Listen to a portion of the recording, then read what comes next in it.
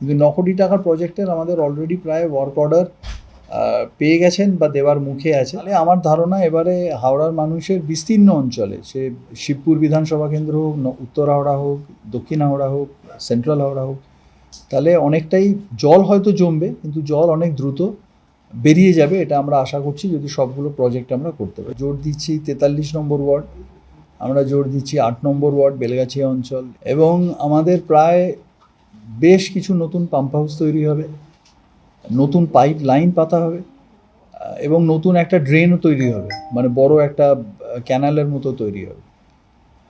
তো এগুলো যদি আমরা সবকটা ম্যাচিওর করতে পারি, যেটা আমরা চাইছি যে মে মাসের মধ্যে, জুনের আগে, তাহলে আমার ধারণা এবারে হাওড়ার মানুষের বিস্তীর্ণ অঞ্চলে জল হয়তো জমবে, কিন্তু জল অনেক দ্রুত বেরিয়ে যাবে, এটা আমরা আশা করছি যদি সবগুলো প্রজেক্ট আমরা করতে পারি।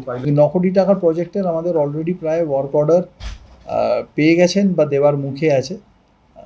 তো আমি আপাতত এই অ্যামাউন্টটাই বলবো যে 9 কোটি টাকার মতো প্রায় আমরা স্যাংশন করেছি, এবং এটা আমাদের মাননীয় মুখ্যমন্ত্রী এবং আমাদের দপ্তরের মাননীয় মন্ত্রী ফিরহাদ হাকিম সাহেব, ওনারা নির্দেশেই এবং ওনাদের সঙ্গে মানে ওনাদের আশীর্বাদেই বেসিক্যালি কাজটা হচ্ছে। ডাউনলোড করুন এই সময় অ্যাপ iOS ও অ্যান্ড্রয়েডের জন্য।